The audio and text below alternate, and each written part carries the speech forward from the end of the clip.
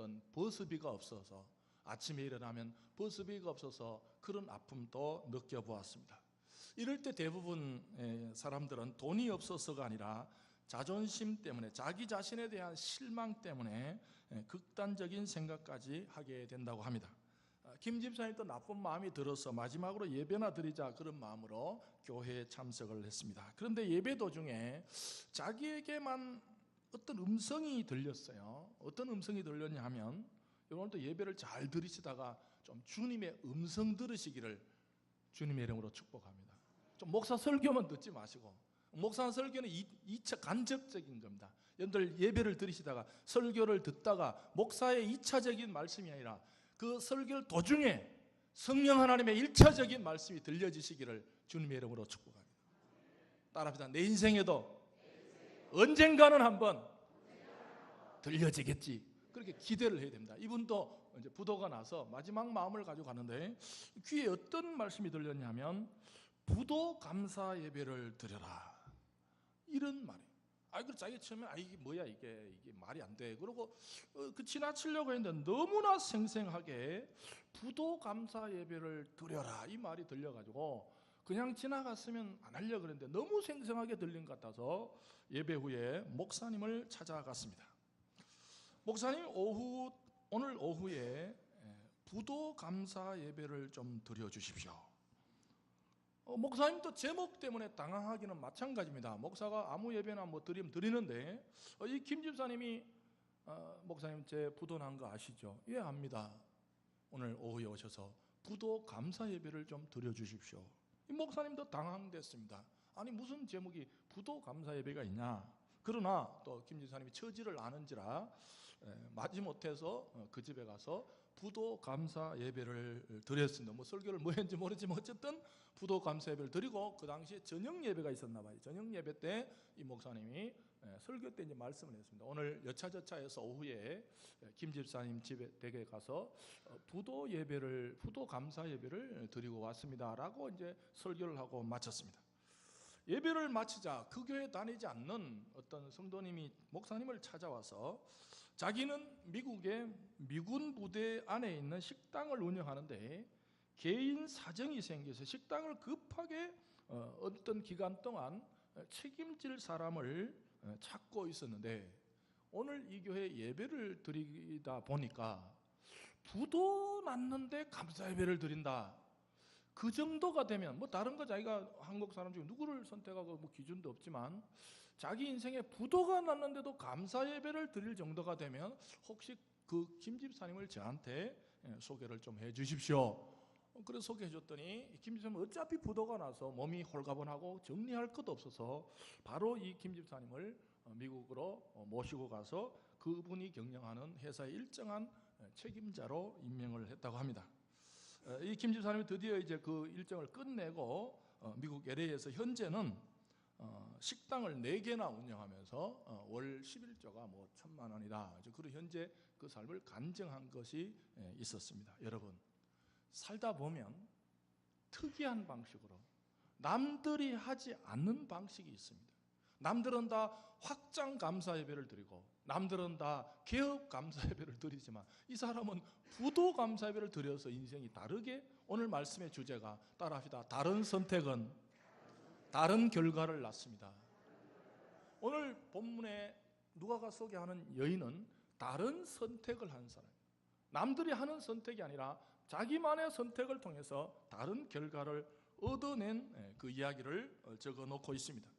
예수님께서 지난주에 제자들을 향해서 믿음이 있느냐고 물으셨습니다. 오늘도 저와 여러분들에게 주님은 또 물으실 것입니다. 너의 믿음이 어디 있느냐? 무슨 뜻입니까? 믿음이 있고 없고의 문제가 아닙니다. 이미 제자들은 믿음이 있었지만 예수님께서 육지에서는 믿음이 있는 줄 알았는데 풍랑치는 갈릴리 호숫가에 가니까 자신들의 믿음이 없어진 것 같았습니다.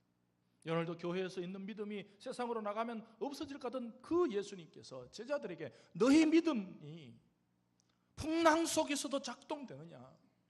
오늘 예수님 우리에게 물으실 것입니다. 너희들의 믿음이 예배 때 작동되었던 그 믿음이 예수는 나의 힘이요 예수는 나의 능력이라고 고백했던 그 힘이 너희들 내일 아침에 사업의 현장에 가서, 직장에 가서도 그 힘이 될 수 있느냐고 물으실 것입니다. 예수님께서는 오늘 이 누가복음 8장을 통해서 실제로 믿음이 작동되었던 한 여인, 자신의 믿음이 자신의 인생을 구원했던 믿음을 누가는 소개해 놓고 있습니다. 여러분의 힘이 소진되었을 때, 고갈되었을 때 어떤 방식을 취합니까? 살다 보면 야, 여기까지구나, 내 힘이 다 됐구나, 더 이상 내가 가진 방식은 길이 없구나라고 느낄 때 어떤 선택을 할 수 있습니까? 오늘 누가가 소개하는 한 여인은 오랜 기간의 투병 생활로 통해서 몸과 마음이 지칠 대로 지쳐있는 여인을 소개하고 있습니다. 어쩌면 이 여인은 몸이 아픈 것보다 오늘 말씀해 보면 혈루증이다. 여러분들 구약에서 이 혈루증이라는 것은 43절에 12해를 혈루증으로 알았다는 거예요. 이 혈루증이라는 것은 여인들의 부인과적인 질병인데 구약에 보면 이 질병이 있으면 부정하다고 판단을 내립니다.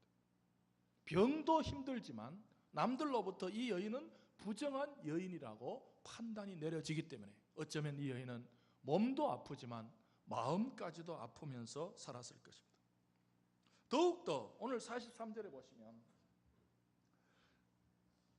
아무에게도 고침을 받지 못했다.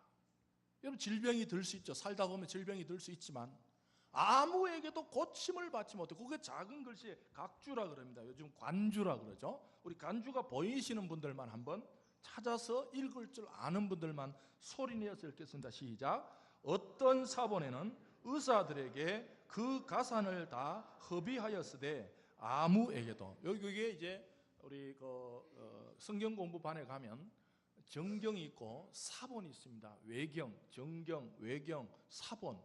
사본이란 것은 성경이 하나만 가지고 내려온 것이 아니라 성경이 여러 과거에는 인쇄된 책이 아니라 전부 두루마리에 또 가죽에 양피지에 갈대에다가 손으로 썼습니다. 성경이 똑같지 않습니다. 그래서 사본이란 것은 이런 사본이 있고 저런 사본이 있는데 어떤 책에 보니까, 어떤 사본에 보니까 아무에게도 고침을 여기에 이제 우리 정사본이라, 우리가 이제 이게 채택된 사본에는 아무에게도 고침을 받지 못했던데 다른 사본에 보니까 이 여인은 자신 의사들에게 자기 가산을 다 허비했으나 고침을 받지 못했다, 이런 사본이 있다는 거죠. 다시 말씀드리면 이 여인은 그동안 자신이 병을 고치려고 모아두었던 모든 돈을 의사에게 갖다 주었지만 이 여인은 질병을 고치지 못했다는 것입니다. 다른 말로 하면 이 여인은 이제 더 이상 자신의 인생을 고칠 힘이 없었다는 거죠. 오늘도 우리가 인생을 살아가다 보면 내가 그거 있으면 되겠지, 그거 있으면 되겠지, 그거 있으면 되겠지 하는데 그걸 다 써버릴 때, 내 인생의 바닥일 때 어떻게 하겠습니까? 이 여인은 보통 사람 같으면 포기라는 걸 선택합니다. 포기도 하나의 선택일 수 있습니다. 그냥 내가 해볼 대로 다 해봤으니까 안 되니까 포기하면 되지. 포기도 그럴듯한 선택입니다. 포기하는 사람들 보면요, 나름대로 논리가 있습니다. 봐라, 내가 내 인생을 포기할 만하지 않냐. 그러나 이 여인은 다른 선택을 했습니다. 44절에 보시면 이 여인은 예수의 뒤로 와서 그의 옷가에 손을 댔다. 무슨 뜻입니까? 전혀 다른 방식입니다. 보통 사람들이 선택하는 방식이 아닙니다.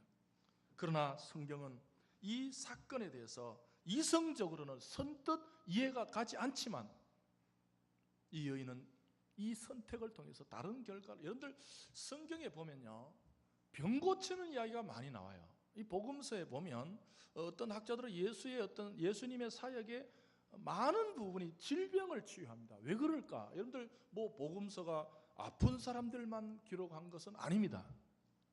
그런데 이 인간의 질병, 여러분들 이번에 제가 소개를 안 해드렸는데 통과가 됐어요. 이낙연 국무총리가, 이분이 신앙인인 거 아시죠? 근데 원래 예수를 믿지 않습니다. 이분이 어떻게 예수를 믿게 됐냐면 이번에 청문회 때 좀 나왔죠. 아들 문제로.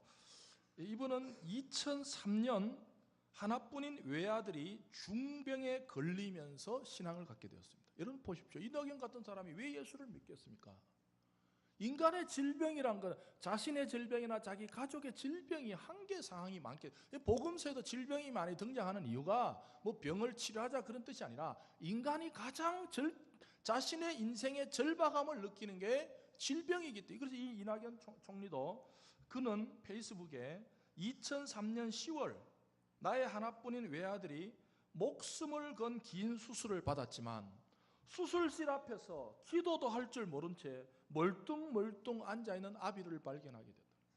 여러분, 무슨 아버지가 자신의 아들이 지금 긴 수술대에 들어가서 지금 절대절명의 순간인데 아들이, 아버지라는 사람이 수술실 앞에서 아무것도 할 일이 없다는 거예요. 멀뚱멀뚱 앉아있었다는 거예요. 이때 이분이 그럽니다.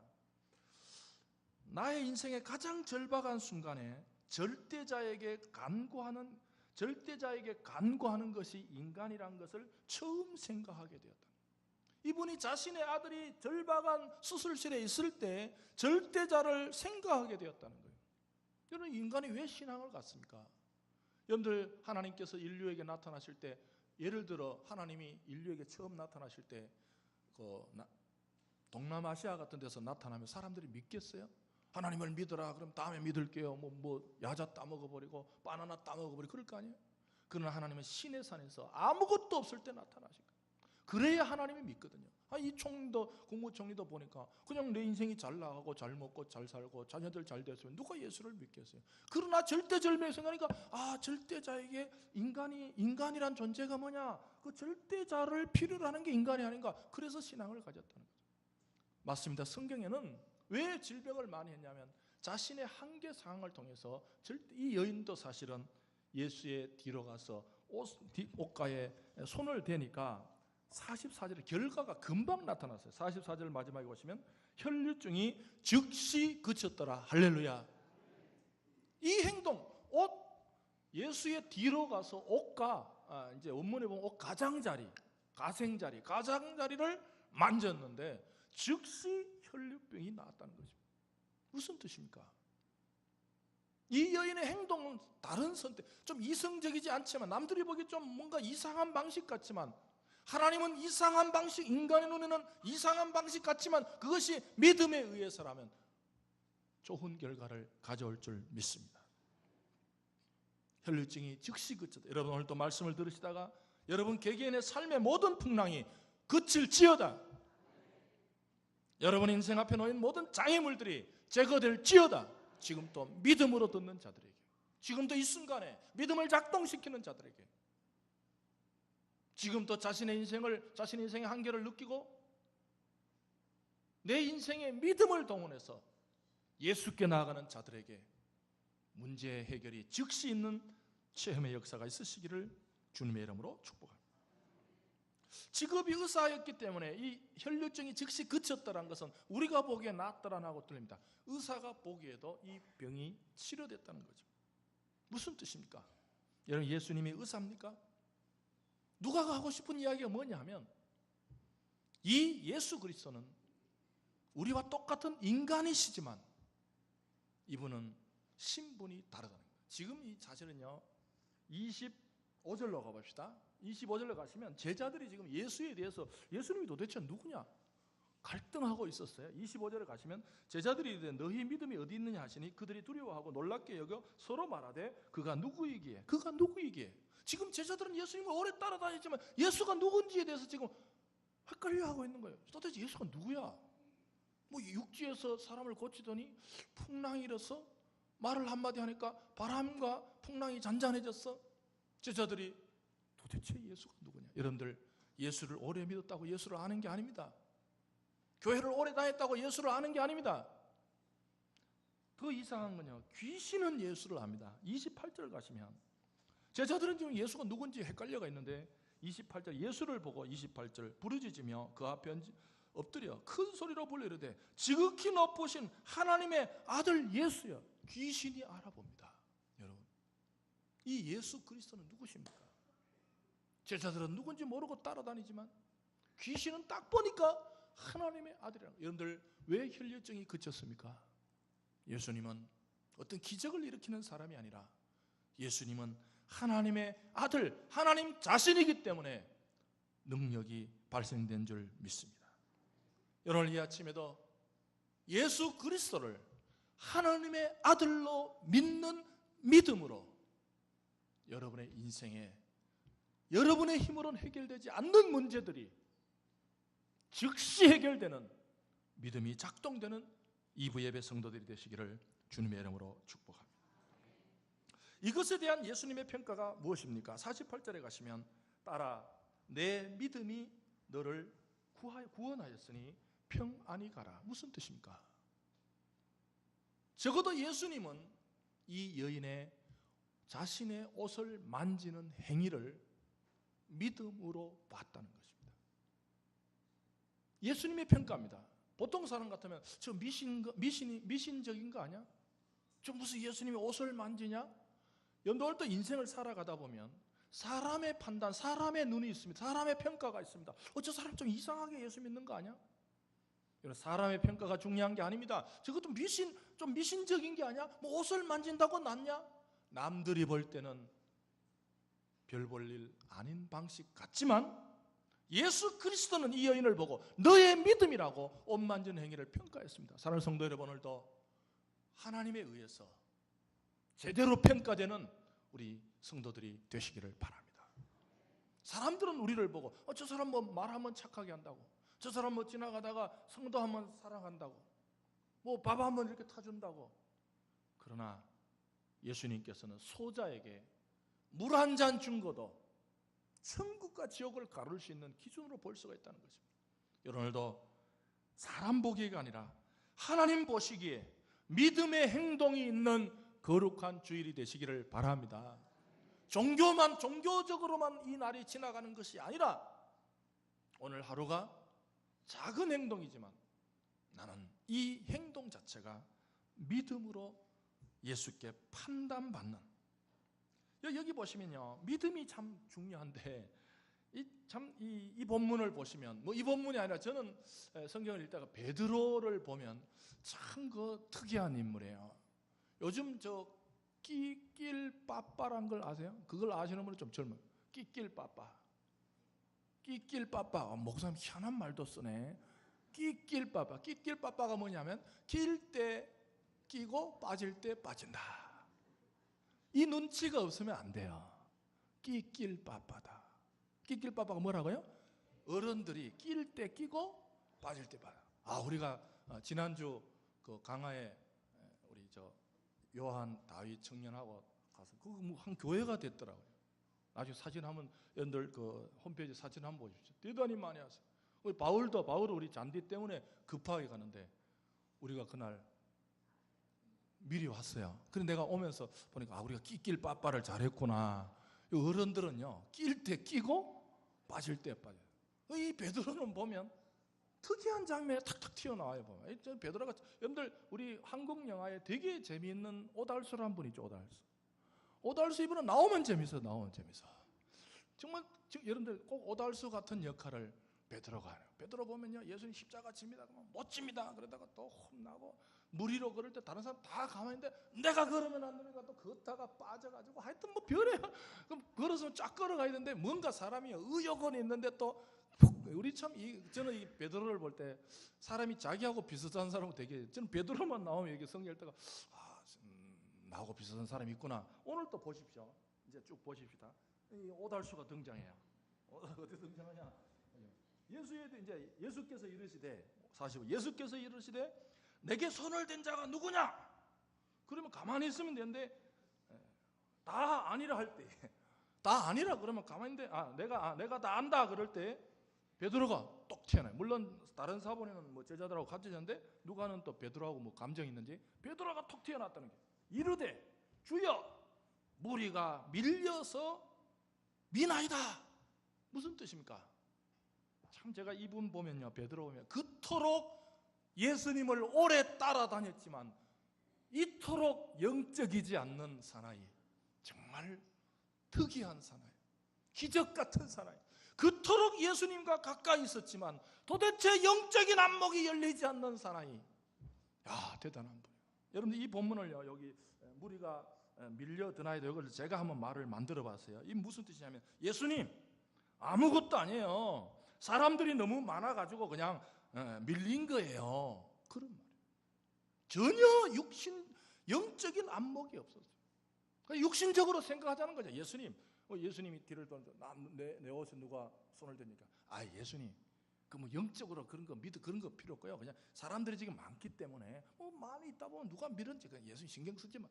여러분 인생을 살아가다 보면 신앙생활이 오래되었음에도 불구하고 사고 자체가 영적인 대화가 없는 사람이에요. 오늘도 우리가 밥을 먹고 대화 나눌 때 좀 영적인 차원의 지금 목사가 바라는 건요, 성도들은 좀 영적인 대화를 했는데 육신적인 대화밖에 없다는 거예요. 그냥 어디 몇 평 샀더니 얼마가 올랐더라 이리 갈 별이 그렇게 하지 마. 여러분 오늘도 좀 베드로 스타일 좀 벗어나서 우리의 언어 속에 영적인 대화가 있는, 영적인 안목이, 영을 좀 분수. 예수님의 안목은 믿음으로 누가 나를 건드리는구나. 육적으로 보니까 그냥 밀린다. 여러분 오늘도 신앙생활을 오래 하셨으면 좋지만 이제는 저와 여러분들의 신앙이 좀 영적 안목이 있는 성도들이 되시기를 주님의 이름으로 축복합니다. 그냥 겉으로만 보지 마시고 그냥 겉으로만 해석하지 마시고 그 사람의 속 깊은 마음, 그럴 수가 있다는 거예요. 예를 들어 젊은이들은요, 이제 교사를 맡아놓으면 평소에는 그냥 대충 다니다가 교사를 맡아놓으면 그래도 사명감이 있어가지고 지방 가서 쫙 이제 해가지고 새벽 2시쯤 3시쯤 하는데 보통 그냥 교사를 안 맡았으면 그냥 자고 주일은 그냥 살짝 넘어갈 수 있는데 교사를 맡아가지고 책임감이 있어가지고 그냥 아침에 씻고 나오다 보면 그날은 지각할 수 있어요, 없어요? 있을 수 있죠. 근데 교회 지도자들이 마당에서 만나가지고 교회 교사가 말이야 지각하고 말이야 학생 이러면 안 됩니다. 그가 그 속 사정이 그는 그 3시에 왔지만 믿음이 있기 때문에 나온 거 아니에요? 우리가 정말 교회가 좋은 교회가 되려면 서로가 서로를 볼 때 육신적인 안목으로만 보지 마시고 좀 영적인 안목까지 보아주는 우리 모든 그리스도인들이 되시기를 바랍니다. 다른 선택은 다른 결과를 낳습니다. 이 여인에게는 옷을 만지는 선택이 자기만의 방식입니다. 정리를 하자면 예수님의 옷가에 손을 댄다는 것은 자기만의 믿음의 표현 방식이라 할 수 있습니다. 제가 생각한 겁니다. 여러분 이게 뭐냐면요, 인간은 남에게 말할 수 없는 자기만의 믿음의 표현 방식, 저도 있어요 사실은. 근데 이거 이제 주관적인 체험과 객관적인 이거 분리해야 됩니다. 우리나라가 왜 이단이 많아지냐 하면 주관적인 체험을 객관화시키려면 안 됩니다. 내가 예수님의 옷을 만졌더니 너도 옷을 만지면 그것은 객관적인 오류입니다. 무슨 뜻인지 아시겠어요? 말씀은 하나지만 자신만의 믿음은 자신만의 간직해도 됩니다. 이것을 누구에게 강요할 필요가 없어요. 내가 옷가 만졌더니 분명히 이제 앞으로는 옷 만지면 다 낫는다. 그건 이단이 되는 겁니다. 인생을 살아가다 보면 남에게는 강요할 필요 없지만 자기만의 하나님과 자기만의 관계를 통해서 형성된 어떤 믿음의 행위가 각자에게는 나름대로 다 있습니다. 그러나 그것을 누구에게 보편화시킬 필요가, 이단들의 이제 문제가 그겁니다. 체험 한번 해. 예를 들어 방언 배우러 간다. 여러분들 지금도 국민일보 보면요, 우리 교회 오면 불을 기도할 때 불을 받는다. 참 좋긴 좋죠. 근데 다 그게 오류입니다. 오류. 주관적인 체험하고 객관적인 사실하고 구분을 못하면 다 막 기독교가 오리무중이 되는 겁니다. 여러분 오늘도 교회 오셔서 오늘도 작은 행동 하나도 믿음의 여러분만의 믿음의 표현 방식. 악기를 다루는 분들은 악기 다루는 방식 자체가 정성스럽게 악기 다루는 것이 믿음의 표현일 줄 믿습니다. 식당 공사하는 분들이요, 우리 서로가 어떤 작은 일을 할 때도 믿음을 실으십시오. 주님, 이것은 나의 믿음의 표현입니다. 이 여인이 예수의 옷가를 만질 때 그냥 만졌겠어요? 주님, 내 인생 끝입니다. 나는 이제 내가 가지고 있는 돈을 다 허비하고 나는 의사들을 믿었지만 내 돈으로, 내가 가진 돈으로 의사를 갖다 주면 내 인생의 병이 고쳐질 줄 알았지만 내 인생은 이제 고칠 수가 없습니다. 나는 내 인생에 절망할 수밖에 없지만 주님, 내가 이 옷을 만진다는 것은 내가 당신이 예수님이 하나님의 아들이신 것을 믿습니다 하는 자기만의 표현 방식입니다. 여러분 인생을 사시다가 여러분 각자에게 맞는 여러분 각자 사정에 맞는 믿음의 표현 방식을 만드셔서 그 믿음의 표현 방식으로 남다른 결과를 얻어내는 믿음의 성도들이 되시기를 바랍니다. 남다른 선택은 남다른 결과를 주십니다. 48절 마지막입니다. 너의 믿음이 너를 구원하였으니 평안히 가라. 무슨 뜻입니까? 우리 모두가 들어야 할 말씀입니다. 오늘 우리 교회 와서 들어야 할 하나님의 말씀입니다. 물론 인간들로부터 경험하는 것도 좋지만 천지우주 만물을 지으신 창조주 하나님으로부터 오늘 또 모든 성도들이 평안히 가라는, 너의 믿음을 내가 봤으니까 너는 이제 평안히 가라는 평안의 선포가 여러분 영혼의 귀에 울려 퍼지시기를 주님의 이름으로 축복합니다. 이 평안이란 것은, 신약에서 평안이란 것은 에이레네라 그래가지고 사람이 만들 수도 없습니다. 뭐 환경이 좋고 사정이 좋고 돈이 많고 집이 좋고 그럴 때 얻어지는 이것은 평안이 아닙니다. 이 에이레네란 것은 하나님만이 주실 수 있는, 하나님만이 주실 수 있어서 특징이 뭐냐면 사람 것으로부터는 깨어지지 않은, 할렐루야. 오늘도 우리가 주의를 지키고 나서 우리 영혼 가장 깊숙한 곳에 사람으로부터는 얻을 수 없는, 사람의 환경이나 조건으로부터는 얻을 수 없지만 하나님만이 내 인생을 향해서 너의 믿음이 너를 구원하였으니 평안히 가라는 하나님의 복된 선포가 나를 향해서 있어져서 이제 내가 사람들로부터 어떤 말을 들어도 내 영혼 속에 평안이 깨어지지 않는 거룩한 주일 성수가 되시기를 주님의 이름으로 축복하겠습니다. 찬양하겠습니다. 남들과 같은 방식이 아니라 찬양을 하실 때도 주님, 이 찬양이 나는 옷을 만지는 그런 마음입니다. 오늘도 자기만의 방식으로 믿음을 표현해서 남다른 결과를 갖고 갈 수 있도록